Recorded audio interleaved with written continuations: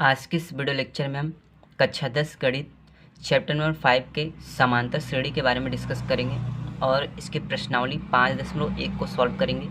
तो समांतर श्रेणी के बारे में मैंने बहुत ही बेसिक से इसको समझा दिया है। यदि आपने उस वीडियो को नहीं देखा है तो डिस्कशन में उसका लिंक दिया गया है, आप वहाँ से उसके बारे में इसके बेसिक के बारे में सीख सकते हैं, क्योंकि बेसिक सीखना बहुत ही ज़्यादा ज़रूरी है। यदि आप बेसिक सीख जाते हैं तो जो क्वेश्चंस होते हैं आपके लिए बहुत ही ज़्यादा आसान हो जाएंगे। समांतर श्रेणी किसे कहते हैं?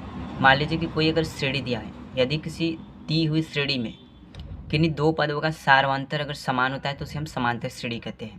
तो 5.1 का फर्स्ट क्वेश्चन दे दिया है, निम्नलिखित स्थितियों में से किन स्थितियों में संबंध संख्याओं की सूची एपी है और क्यों? एपी का मतलब होता है अर्थमेटिक प्रोग्रेस, यानी समांतर श्रेणी। अर्थात आपको बताना है जो क्वेश्चंस दिए गए हैं कि ये समांतर श्रेणी है या नहीं और क्यों है, इसके बारे में भी आपको बताना है। जैसे पहला क्वेश्चन यहाँ पे दे दिया है, प्रत्येक किलोमीटर के बाद का टैक्सी का किराया, जबकि प्रथम किलोमीटर के किराया 15 रुपये है। अर्थात पहले किलोमीटर का किराया 15 रुपये है, उसके बाद अगर एक्स्ट्रा चार्ज लेगा, जैसे 1 किलोमीटर जाना है तो एक्स्ट्रा जो उसका चार्ज होगा वो अलग होगा, ठीक है। इसके बाद 8 रुपये अलग किराया यहाँ पे देना पड़ रहा है। प्रत्येक अतिरिक्त किलोमीटर का किराया 8 रुपये है। सॉल्व करते हैं इसको।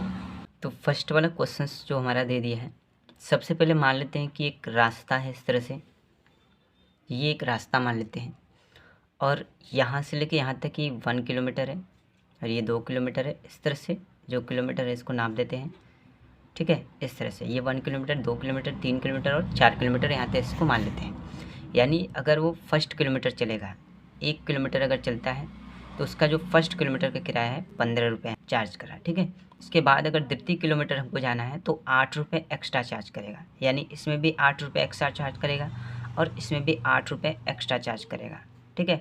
8 रुपये एक्स्ट्रा चार्ज कर रहा है यदि प्रथम किलोमीटर के बाद अगर हम दूसरे किलोमीटर में जाते हैं, ठीक है। तो सबसे पहले यहाँ पे हम लिखेंगे कि दिया है जो हमारा गिवन है, प्रथम किलोमीटर का किराया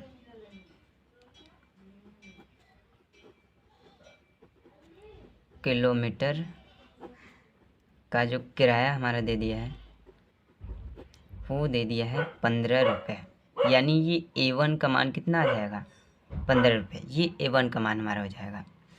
अब इसके बाद तृतीय पद में देखेंगे, यदि दूसरे किलोमीटर जाते हैं, ठीक है, सेकंड किलोमीटर जाते हैं तो 8 रुपये एक्स्ट्रा चार्ज करता है। तो यहाँ पर लिखेंगे द्वितीय, ठीक है। इसका जो द्वितीय पद हो जाएगा, यानी द्वितीय पद की बात करेंगे तो ये हो जाएगा 15 प्लस 8 रुपये एक्स्ट्रा चार्ज करेगा, यानी ये हो जाएगा 30 रुपये। यानी केवल फर्स्ट किलोमीटर के लिए 15 रुपया देना पड़ रहा है। अगर सेकंड किलोमीटर जाएंगे तो 15 में 8 जोड़ देंगे 23 किलोमीटर, इसके बाद जाएंगे तो 23 में 8 जोड़ देंगे, फिर जाएंगे तो फिर जो आएगा उसमें 8 जोड़ देंगे, ठीक है। इसी मान लेते हैं कि तृतीय किलोमीटर का किराया हम देख लेते हैं। जैसे हो जाएगा तृतीय किलोमीटर का किराया अगर देखेंगे तो ये हो जाएगा 23 प्लस 8 रुपये एक्स्ट्रा चार्ज करेगा और इसको जोड़ देंगे तो हो जाएगा 31 रुपये, ठीक है।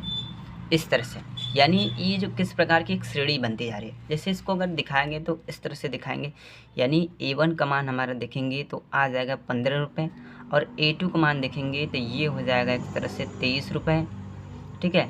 और A3 का मान देखेंगे तो ये हो जाएगा 31 रुपये। इसको एक श्रेणी के रूप में अगर लिख देंगे तो ये हो जाएगा 15 कामा के 23 कामा के क्या हो जाएगा 31, और 1 किलोमीटर और चलेंगे तो कर देंगे तो ये क्या हो जाएगा 39, क्योंकि 8 रुपये एक्स्ट्रा चार्ज कर रहा है। यानी ये जो एक AP के रूप में दिख रहा है, ठीक है, एक श्रेणी यहाँ पे बन गया है और इसको बताना है कि AP है क्या है कि नहीं। तो सबसे पहले देखिए, इसको बताने के लिए क्या करते हैं, हम सारवांतर निकालते हैं। तो यहाँ पे हम निकालेंगे सारवांतर जिसको बोलते हैं D। तो D1 बराबर हम यहाँ पे निकालेंगे तो D1 बराबर फार्मूला होता है A2 माइनस के A1, यानी ये सेकंड पार्ट को A2 बोलेंगे और फर्स्ट पार्ट को A1। सेकंड पार्ट हमारा दे दिया है 23 और 23 में से 15 को घटाएंगे तो ये हो जाता है हमारा 8, ठीक है। इस तरह से अगर D2 निकालना है तो D2 का फार्मूला हो जाएगा A3 माइनस A2, ठीक है। A3 माइनस क्या हो जाएगा A2। A3 का मान दे दिया है जैसे 31 माइनस के A2 का मान दे दिया है 23, इसको घटाएंगे तो ये हमारा क्या हो जाएगा 8, ठीक है। यानी देखेंगे तो सार्वांतर यहाँ पे देखेंगे तो 8 रुपये सार्वांतर आ रहा है। तो इस तरह से मैंने आपको परिभाषा पहले ही बताया है कि किसी दी हुई श्रेणी में यदि सार्वंतर समान आता है तो वो एक एपी होता है, वो एक समांतर श्रेणी होता है। इस तरह से यहाँ पे हम लिख सकते हैं कि अतः सार्वंतर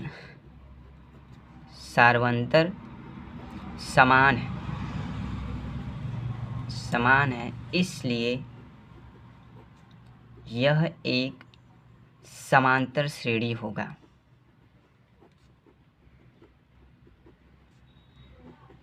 ठीक है, इस तरह से यदि सार्वंतर समान नहीं होगा तो समांतर श्रेणी नहीं होगा। तो सेकंड क्वेश्चन को देखते हैं। नेक्स्ट क्वेश्चन हमारा दे दिया है, जैसे किसी बेलन जो सिलेंडर होता है में उपस्थित हवा की मात्रा, उसमें हवा भरी है कि उसकी मात्रा, उपस्थित हवा की मात्रा, जबकि वायु निकालने वाला पंप, अर्थात उसमें एक वायु निकालने वाला पंप लगा हुआ है, एक हवा निकालने वाला एक पंप लगा हुआ है, प्रत्येक बार बेलन की शेष हवा का 1/4 भाग बाहर निकाल देता है। यानी प्रत्येक बार, यानी जब उस पंप से हवा निकाला जाता है तो प्रत्येक बार 1/4 भाग हवा बाहर निकाल देता है। ठीक है, इस क्वेश्चंस को उसमें बताना है कि समांतर श्रेणी है या नहीं। तो क्वेश्चंस को सॉल्व करके दिखाते हैं। तो हम यहाँ पे एक सबसे पहले बेलन बना लेते हैं।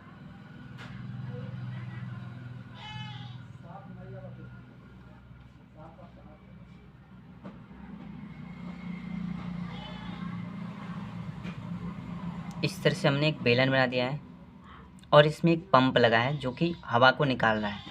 इस तरह से एक पंप है, ठीक है, और ये जो पंप है ये हवा को क्या कर रहा है, निकाल रहा है। ठीक, अब इसके बाद देखिए एक बार में हवा निकालता है तो 1/4 भाग हवा निकालता है। ठीक है, एक बार में हवा निकालेगा 1/4 भाग हवा निकालता है।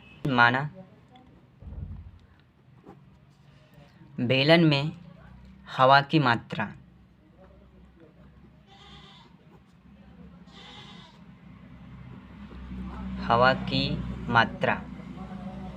ठीक है, कुछ नहीं दिया है तो 1 मान लेते हैं। प्रश्नानुसार हवा निकाला, यानी जो हवा निकाल रहा है, हवा की मात्रा कितनी है 1, और हवा कितना निकालना है 1/4 भाग निकालना है। ठीक है, और हवा जो की मात्रा जो पहले से ही है उसको हम मान लेते हैं कि A1 बराबर हमारा 1 दिया है, यानी ये जो हम निकालेंगे वो हमारा आएगा A2 का मान आएगा। ठीक, तो इसको माइनस कर देते हैं, एलसीएम ले लेंगे तो आएगा 4, ये हो जाएगा 4 - 1, और इसको सॉल्व करेंगे तो ये हो जाएगा 3/4, यानी A2 बराबर हमारा कितना हो जाएगा 3/4 हो जाएगा। अब इसके बाद फिर से अगर हवा निकालेगा, हवा निकाला,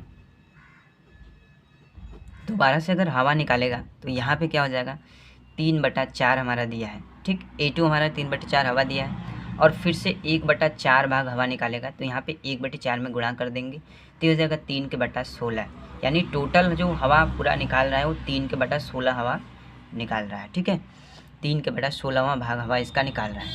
अब इसके बाद अगर हम आगे बढ़ जाएंगे, अगर ऐसे ही मान लीजिए ये A3 निकालते हैं तो टोटल हवा जो हमारा निकाल रहा है 3/16 निकाल रहा है, और हवा की जो मात्रा है 3/4 है, यानी 3/4 में से 3/16 क्या कर देंगे, माइनस कर देंगे। तो यहाँ पे अगर एलसीएम ले लेंगे तो हमारा कितना आ जाएगा, एलसीएम ले लेंगे तो ये हो जाएगा हमारा 16, और 4 चौक के 16, 4 थे कितना हो जाएगा 12, और माइनस के कितना हो जाएगा ये 3, और इसको माइनस करेंगे तो ये हो जाएगा 9/16, यानी 9/16 ही E3 का मान हमारा आ जाएगा। ठीक है, इस तरह से। अब इसके बाद अगर इसके सार्वंतर की बात करें, क्योंकि समांतर श्रेणी है कि नहीं ये तो सार्वंतर से पता चलता है, तो सार्वंतर की बात करें तो अगर ये सार्वंतर देखेंगे तो यहाँ पे जो सार्वंतर का फार्मूला होता है, जिसको प्रथम के लिए D1 के देखेंगे तो ये होता है A2 के माइनस A1। ठीक है, A2 का मान हमारा कितना आया था 3/4, ये हो जाएगा 3/4 माइनस A1 का मान कितना आया था 1। ठीक है, और इसका अगर एलसीएम लेंगे तो ये कितना हो जाएगा 4, और ये हो जाएगा 3 के माइनस 4, इसको करेंगे तो -1 क्या आएगा 4 आएगा। ठीक है, -1 क्या आ जाएगा 4 आ जाएगा।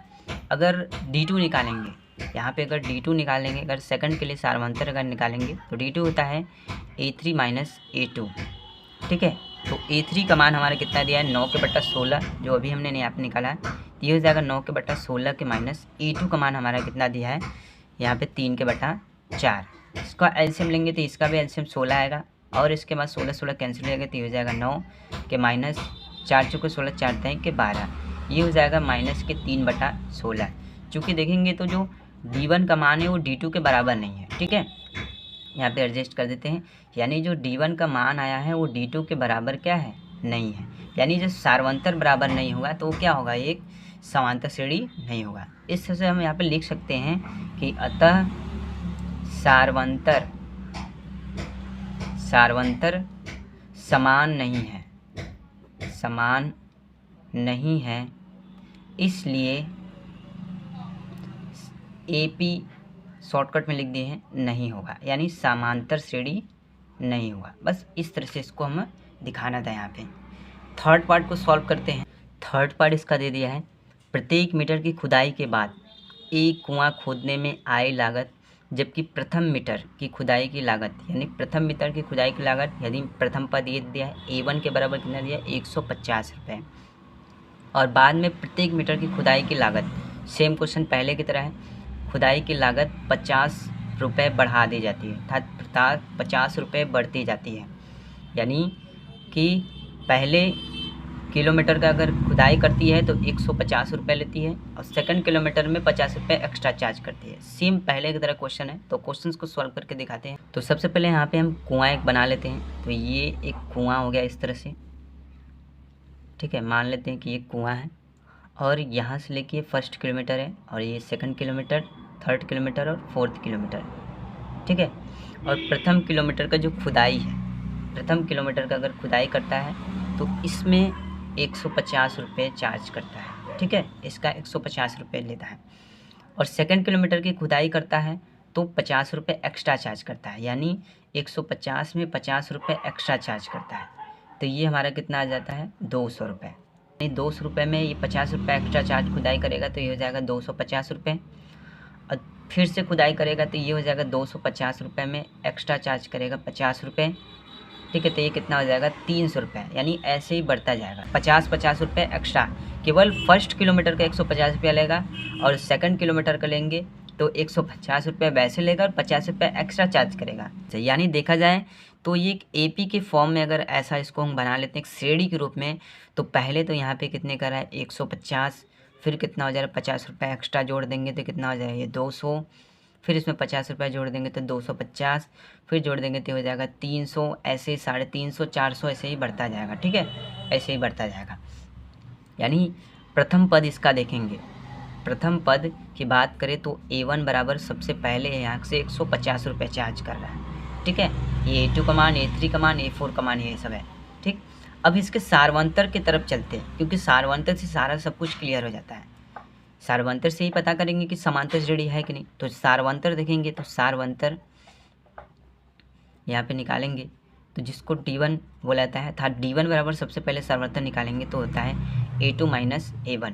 A2 का मान कितना दिया है यहाँ पे देखेंगे 200, A1 का मान कितना दिया है 150, यानी 200 में से 150 को माइनस करेंगे तो कितना हो जाएगा, ये हो जाएगा 50 रुपये।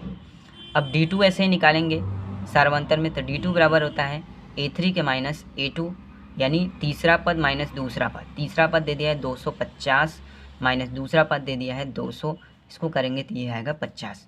और D3 ऐसे ही निकालेंगे तो हो जाएगा A4 माइनस के A3, यानी A4 मतलब चौथा पद और तीसरा पद घटा देंगे तो चौथा पद यहाँ पे दे दिया है 300 माइनस तीसरा पद यहाँ पे दे दिया है 250, यानी माइनस करेंगे तो ये आएगा 50। यानी देखा जाए तो सार्वंतर करने में, देखा जाए तो प्रथम पद को द्वितीय पद से घटाने में इनका जो सार्वंतर आ रहा है वो 50-50 का अंतर आ रहा है। तो इस तरह से यहाँ पे हम लिख सकते हैं, ठीक है। लिख सकते हैं कि अतः पदों का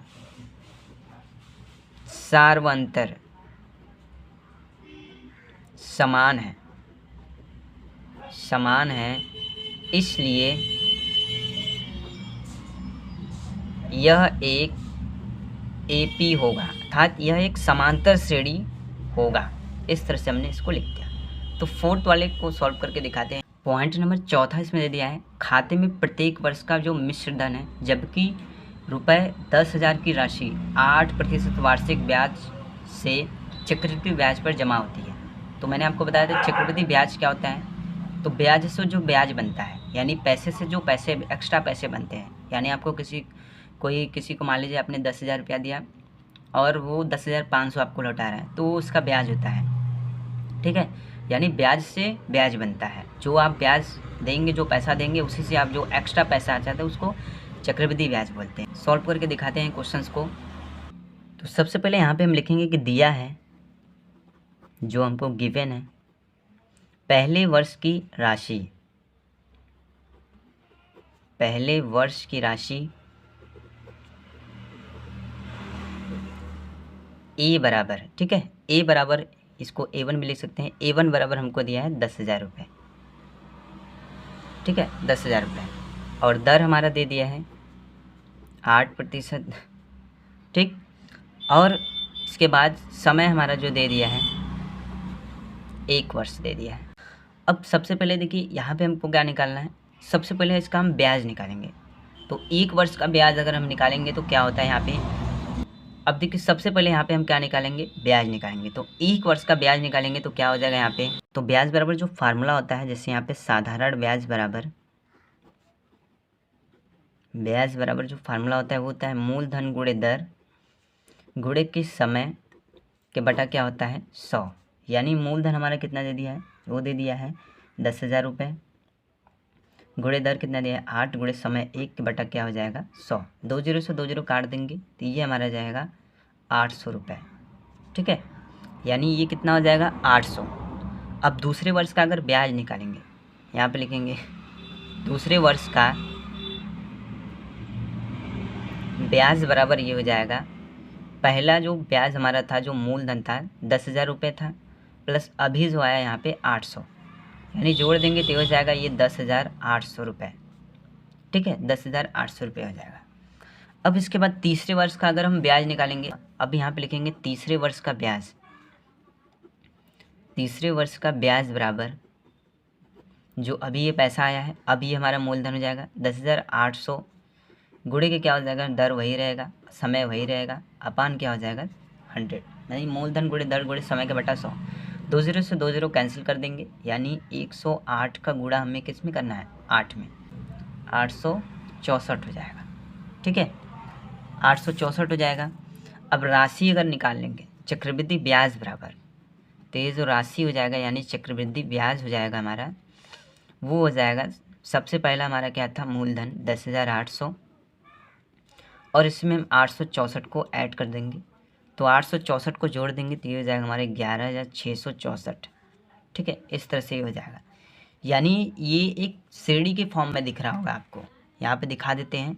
सबसे पहले हम यहाँ पे A1 बराबर 10,000 रुपये दिया था, ठीक है, A2 हमने यहाँ पे निकाला, तो जो A2 था वो था 10,800, और A3 हमने यहाँ पे निकाला, जो राशि अभी अंतिम राशि वो 11,664, ठीक है। अब AP है कि नहीं, अब समांतर श्रेणी है कि नहीं, ये पता करने के लिए इसका हमें सार्वंतर निकालना होगा। तो यहाँ पर निकाल देते हैं सार्वंतर। तो सार्वंतर D1 बराबर यहाँ पे देखेंगे तो हो जाएगा A2 माइनस क्या होता है A1, यानी सेकंड पद में से फर्स्ट पद को घटाते हैं तो ये हो जाएगा 10,800 में से 10,000 को यहाँ पे माइनस कर देंगे तो ये हमारा आ जाएगा 800, ठीक है। अब D2 ऐसे ही निकालेंगे क्योंकि सारा सार्वंतर निकालना पड़ेगा, तो D2 निकालेंगे तो D2 होता है A3 के माइनस होता है A2, यानी A3 हमारा आया है 11,664, ये A3 वाला है और ये A2 वाला है, माइनस के A2 का मान दिया है 10,800, इसको घटाएंगे तो 864 रुपये आएगा। यानी कि यहाँ पे देखेंगे तो जो D1 का जो मान है वो D2 के क्या है, इक्वल नहीं है, D1 का जो मान है D2 के बराबर नहीं है। हमने आपको बताया था कि समांतर श्रेणी तभी होगा जब उसका सार्वंतर बराबर होगा, तो सार्वंतर बराबर नहीं है तो इस तरह से लिख सकते हैं कि ये एक AP नहीं होगा।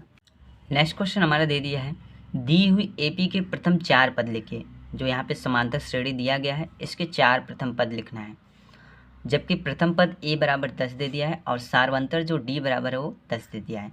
तो क्वेश्चंस को सॉल्व करके दिखाते हैं। यहाँ पे सबसे पहले यहाँ पे हम लिखेंगे कि दिया है, जो हमारा गिवन है, ठीक है, दिया है A1 बराबर हमारा दे दिया है 10, ठीक है, और D बराबर हमारा दे दिया है 10, यानी प्रथम पद दे दिया है 10 और सार्वंतर दे दिया है 10। अब इसके प्रथम 4 और पद लिखने हैं। तो इसका जो फार्मूला होता है वो होता है, जैसे हमें A1 का मान पता है, A2 का मान अगर निकालना है तो वो फार्मूला होता है कि A1 में हम सार्वंतर जोड़ देंगे, A1 के मान में सार्वंतर जोड़ देंगे। तो A1 का मान दिया है 10 और सार्वंतर है 10, ये कितना आ जाएगा 20। ऐसे हमको अगर A3 निकालना है तो A2 के मान में हम सार्वंतर को जोड़ देंगे। तो A2 का मान कितना दिया है, अभी निकाले हैं 20, 20 में क्या जोड़ देंगे, सार्वंतर 10 जोड़ देंगे, तो ये हमारा हो जाएगा 30। अब हमको ऐसे A4 का मान अगर हम निकालना है तो क्या कर देंगे, हम A3 में सार्वंतर को ऐड कर देंगे। तो ये कितना हो जाएगा, A3 अभी निकाले हैं 30 प्लस इसमें क्या जोड़ देंगे हम सार्वंतर 10, ये हो जाएगा 40। ठीक है, इस तरह से देखेंगे तो इसके 4 पद हो जाएंगे। A1 बराबर पहले से 10 दे रखा है, A2 बराबर हमने निकाला 20 और A3 बराबर हमने यहाँ पे निकाला 30, A4 बराबर हमने यहाँ पे निकाला 40। ठीक है, इस तरह से इसको हम श्रेणी के रूप में आप लिख सकते हैं। किस तरह से लिख सकते हैं, जैसे AP के बराबर क्या हो जाएगा 10, 20, 30, क्या हो जाएगा 40। प्रथम 4 पद निकालना है, एक और मान लेंगे तो 10 और जोड़ देंगे, 50 बढ़ते जाएंगे, देंगे 60 और ऐसे ही क्या हो जाएगा, बढ़ता जाएगा। ठीक है, इस तरह से इसके हमने प्रथम 4 पद निकाल दिए।